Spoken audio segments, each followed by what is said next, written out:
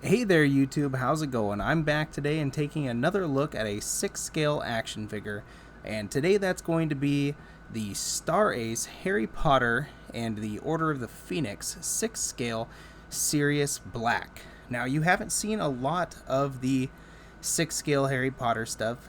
Star Ace has been doing it for a long time, but at least on my channel I haven't done very many reviews of them. None actually, this is the first, and that is because I don't really collect this line.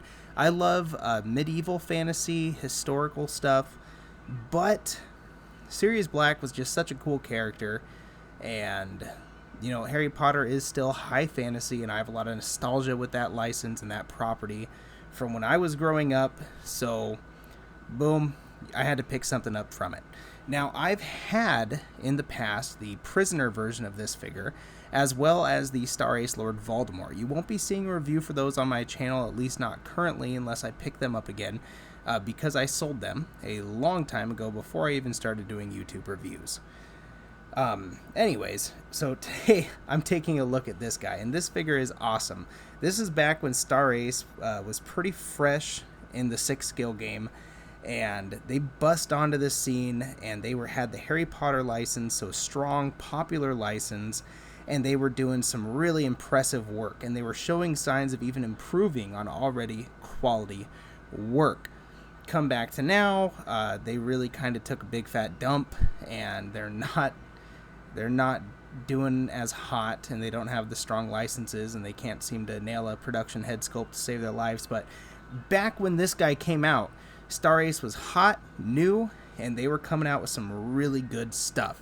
So let's take a look at this figure, which is while they were doing some cool stuff. First, let's start with the accessories. As you can see, he has his wand, a wand gripping hand, and this dynamic hand, which, there's actually a scene in the movie where he's shooting his wand pretty much how I've posed him here, and his hand just sort of curls up like that. So that's the hand I have him displayed. He also comes with a couple of relaxing hands, but honestly, these two dynamic hands are so good, I can't see myself really ever using the relaxed grip hands. He also comes with a magic effect coming out, so a little bit of lightning looking, and that's pretty cool. I'll show you that actually in use with the figure later, as well as this black coat from the scene where he meets Harry Potter, and he's not wearing a shirt underneath, and he's just wearing this fluffy black coat. This thing is really nice, and it's almost disappointing because I can almost guarantee that I will not ever be displaying this with the figure. And that is because the outfit that he comes wearing right out of the box is just wonderful. I don't really know how well texture is going to come through, but this is a nice, velvety, soft feeling overcoat, and it really doesn't hinder articulation at all. The tailoring is exceptional. The undershirt here, the colors just pop. There's a purple and then a dark maroon with the pinstripes, and the pants, which he will be wearing with either outfit you decide to have him outfitted in, have a very slight striping texture going down them. You can see that there. See, there's no texture on some of the lines, and then a sort of line texture on the other lines, and it's a remarkably well tailored outfit. And I'll show you here how this thing does not, because I've had figures in dress jackets sort of like this before, and it can really hamper articulation, but I just took that shoulder joint, put it straight above his head with no trouble whatsoever. And that's with this multi-layered outfit, so that's just great. Now, one thing that I'm not going to do on camera here today is take this entire outfit off, because it seems like a pain in the butt. But he does have all of his tattoos. In the movies, his body was completely covered in tattoos, and those are all done on this figure. Now, the body underneath is not a seamless body. It's your standard 6 scale type of body. So really, even though they did the tattoos, sorry about that, it does not translate very well to display, because it's just on your typical kind of boring body. But some tattoos that you will see while posing normally, let's get a close-up here, is the tattoo that he has on his neck. So that will sort of poke over the collar and go to show that Star Ace did do their homework and did cover this guy in the appropriate tattoos. And while we have this close-up, let's get a quick, nice close-up on that head sculpt. Star Ace did a phenomenal job capturing the actor's likeness, and I'm brain farting on the name, but this guy is a legend. Lots of good roles. Also in Batman, he played Commissioner Gordon. Good detailing on the hair, which is very important. While it is, not a lot of highlights or other colors going in there, all the stranding is very well defined, and there's no visible seams, at least that I can see, even with my camera stuck up this close to the figure. So it all looks very good, very lifelike. The blue eyes are awesome. Let's get all the way up into his irises there.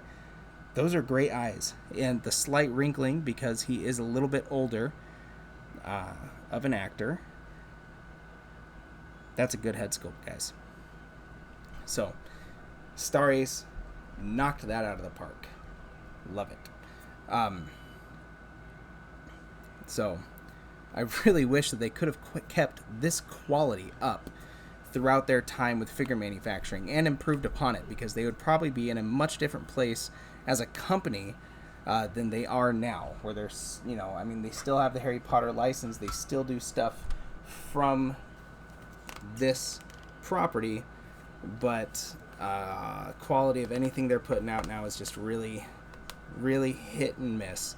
And I'm sorry to say that, especially looking back at what they were doing when they first came on the scene. So I'm going to get Sirius Black standing straight up real quick. Oh, one thing to note is he does come with a display stand, but it is not your standard crotch cradle like I'm using for him right now. He comes with a real crappy clear plastic waist hugger that I'll honestly probably never use for anything in my collection. Later on, I do think that Star Ace switched it up and gave us crotch cradles like this emblazoned with the Harry Potter logo. But at the start, they were offering figures for so much under market standard prices from a license like Harry Potter, which I'm sure isn't cheap, so they were probably just giving you the real crappy display stands in order to save a buck. And hey, that's honestly fine. You could be like 3-0 and do the same thing as far as offering figures on the cheap and not give us any display stands at all. But as it stands, I'll be using just your standard Pop Toys crotch grabber pentagonal little display base for him in my collection, unless I pick up one of the later Harry Potter display bases from Toy Anxiety or something like that. So anyways, let's go into articulation. As you already saw, I can move this arm all the way up over his head, no problem. Shoulder goes out to there. Great double joint in the elbow. So what is that, when they pull their memories out of their heads in the Harry Potter movies, kind of like that. Easily can do that. Your wrist is on a standard wrist joint, the peg and swivel. So all the articulation you could want from that. There is great movement in the waist. He can go back. He can crunch forward pretty good. The head and neck are all one piece, so you probably know, if you're in the collecting game already, what to expect from that kind of setup. He doesn't look back super far, not really forward either, but great side to side, and you can get a little bit of attitude by tilting it to the side there. Down to the legs. Now when I move it, it almost sounds, you can't really hear it, but you can definitely feel it. There is a bit of a ratcheting going on in the hips there, which is great. It means that it will hold a pose very well. Come down here into the knees. I don't know if you heard that squeak, but very tight knee joints. This isn't a new figure by any means. I think it's almost 4 or 5 years old by now.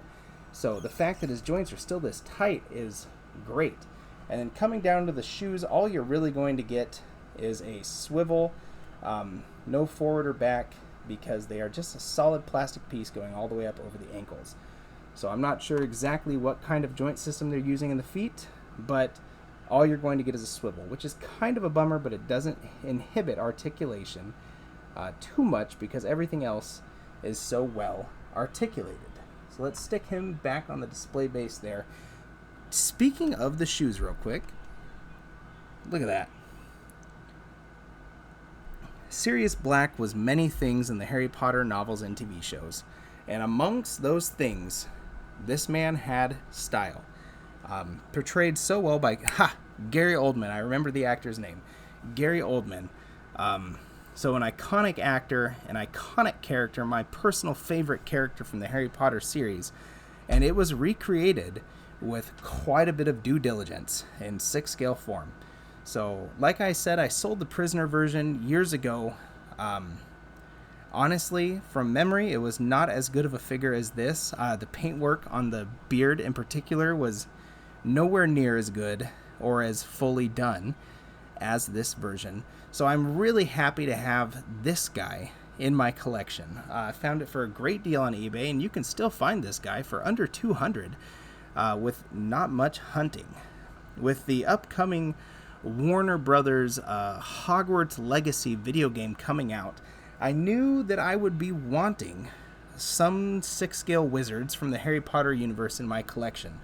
So I could have gone with the new Hot Toys or Star Ace. What are those movies? Fantastic Beasts figures. I'm sure they're really cool. I haven't actually looked into getting them or watched a review on them yet.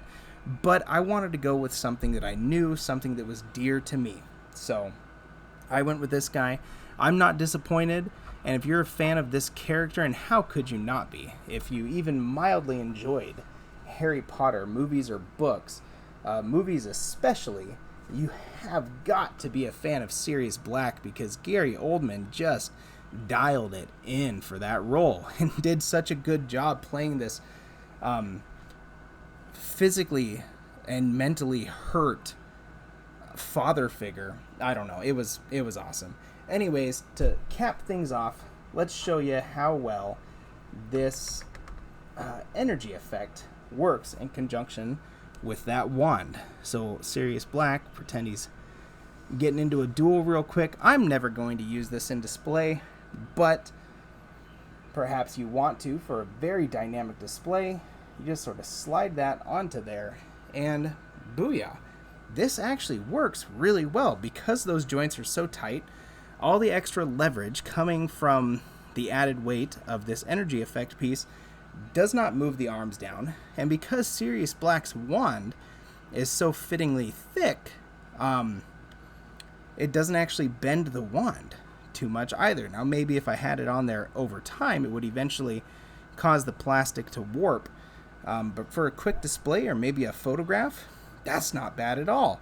I remember on the Voldemort one, I couldn't really use his Avada Kedavra effect too well because the wand was just too flimsy. And it bent and it looked like hell. So I'm really pleased with this piece, the quality of this wand, and the quality of the figure overall.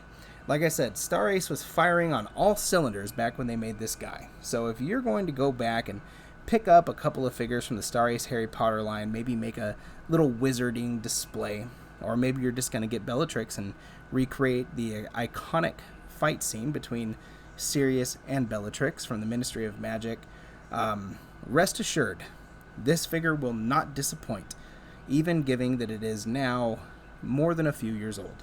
So anyways, guys, that is going to complete my review of the Star Ace Sirius Black and the Order of the Phoenix action figure. I hope you enjoyed it. If you have any questions, please feel free to get at me down in the comments.